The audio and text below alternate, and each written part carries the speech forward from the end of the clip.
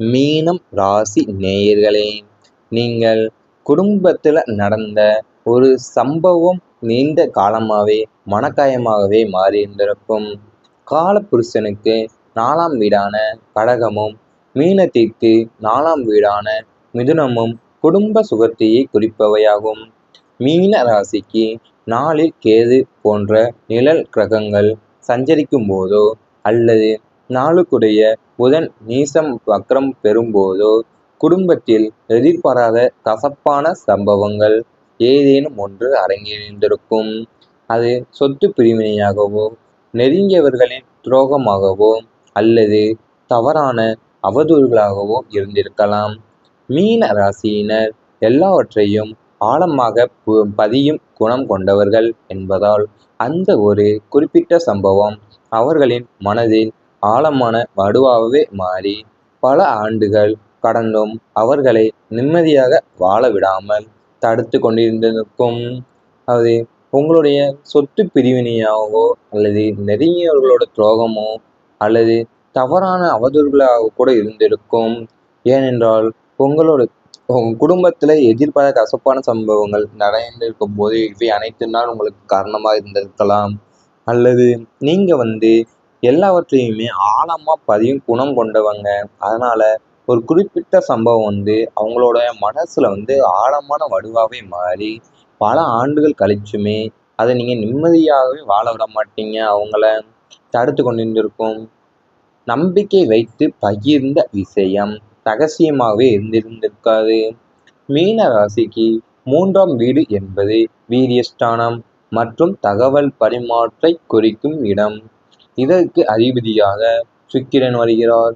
மீனம் ராசியினர் யாரையாவது உண்மையாக நம்பினால் தங்கள் மனதின் ஆழத்தில் உள்ள ரகசியங்களை அப்படியே கொட்டி விடுவாங்க.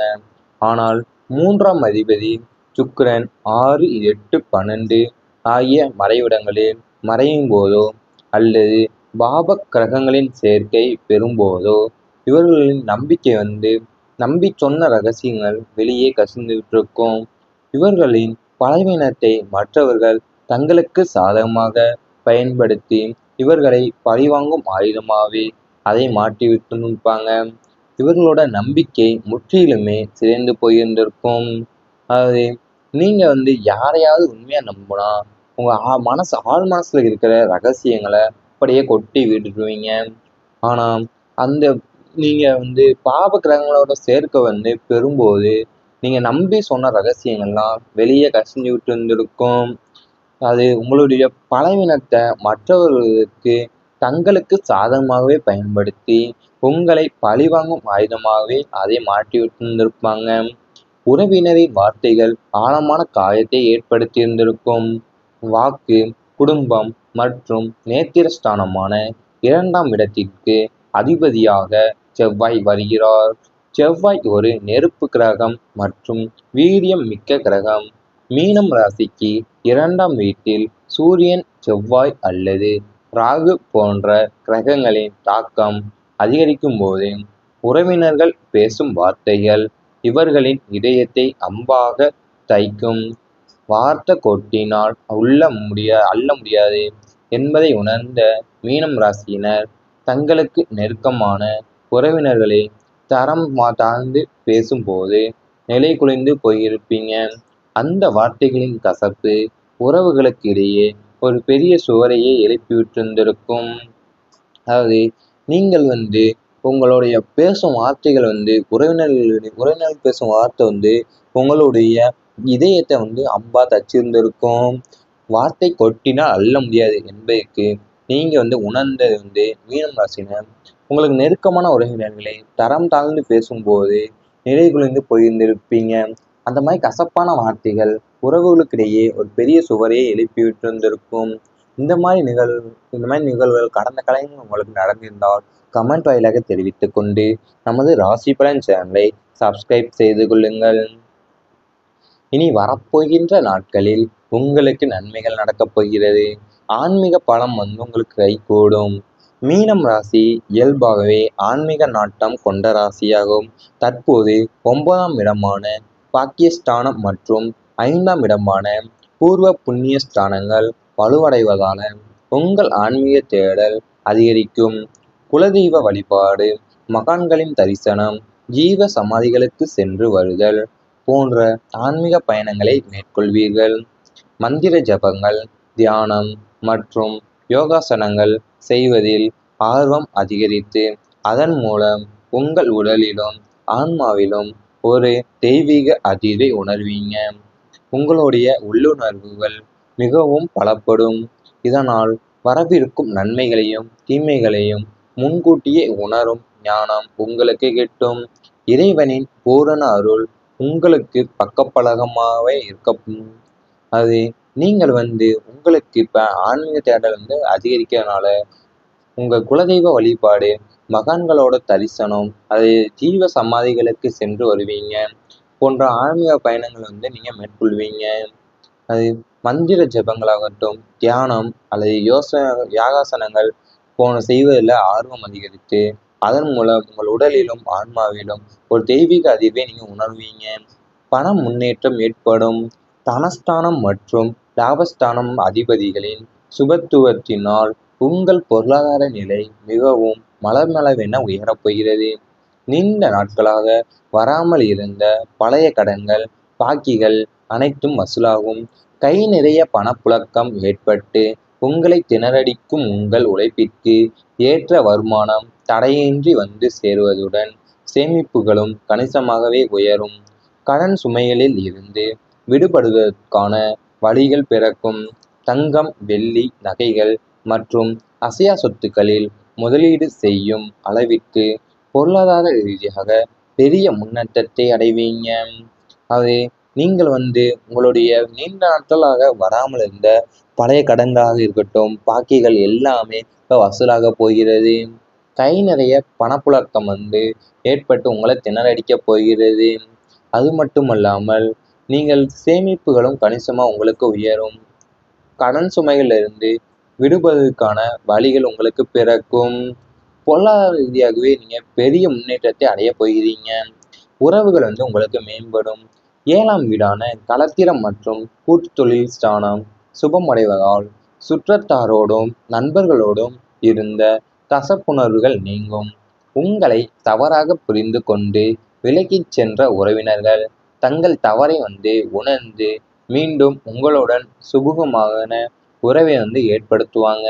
சுப காரியங்கள், குடும்ப விழாக்களில் கலந்து கொள்வதன் மூலம் பந்தங்கள் பலப்படும்.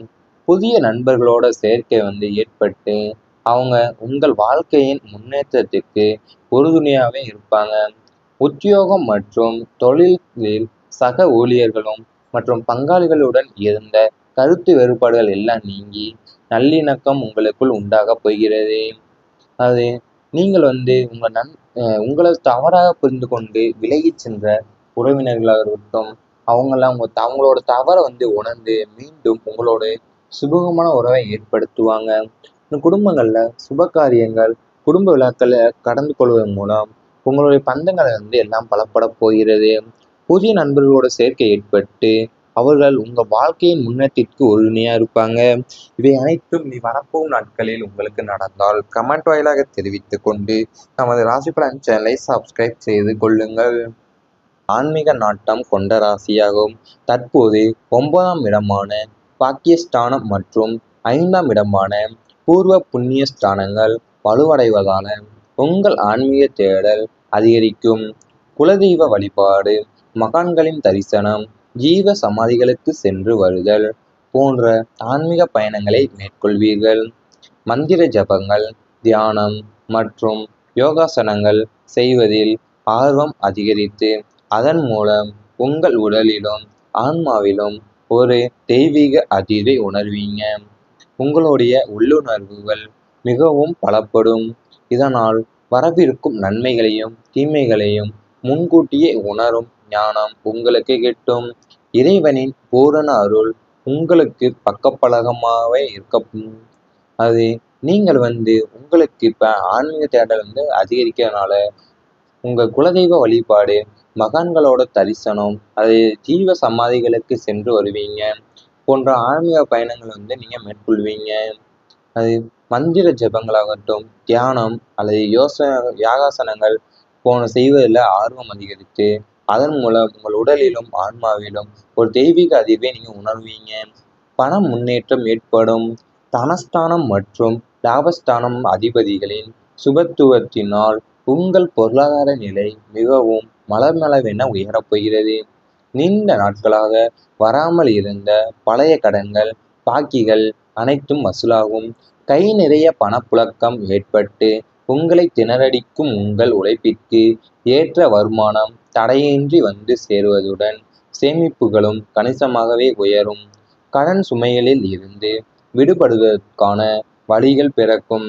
தங்கம், வெள்ளி, நகைகள் மற்றும் அசையா சொத்துக்களில் முதலீடு செய்யும் அளவிற்கு பொருளாதார ரீதியாக பெரிய முன்னேற்றத்தை அடைவீங்க. அது நீங்கள் உங்களுடைய நீண்ட நாட்களாக வராமல் இருந்த பழைய கடன்களாக இருக்கட்டும், பாக்கிகள் எல்லாமே இப்போ வசூலாக போகிறது. கை நிறைய பணப்புழக்கம் ஏற்பட்டு உங்களை திணறடிக்கப் போகிறது. அது மட்டுமல்லாமல் நீங்கள் சேமிப்புகளும் கணிசமாக உங்களுக்கு உயரும். கடன் சுமைகளிலிருந்து விடுபடுவதற்கான வழிகள் உங்களுக்கு பிறக்கும். பொருளாதார ரீதியாகவே நீங்கள் பெரிய முன்னேற்றத்தை அடையப் போகிறீங்க. உறவுகள் உங்களுக்கு மேம்படும். 7ஆம் வீடான களத்திரம் மற்றும் கூட்டு தொழில் ஸ்தானம் சுபமடைவதால் சுற்றத்தாரோடும் நண்பர்களோடும் இருந்த கசப்புணர்வுகள் நீங்கும். உங்களை தவறாக புரிந்து கொண்டு விலகிச் சென்ற உறவினர்கள் தங்கள் தவறை உணர்ந்து மீண்டும் உங்களுடன் சுமூகமான உறவை ஏற்படுத்துவாங்க. சுப காரியங்கள், குடும்ப விழாக்களில் கலந்து கொள்வதன் மூலம் பந்தங்கள் பலப்படும். புதிய நண்பர்களோட சேர்க்கை ஏற்பட்டு அவங்க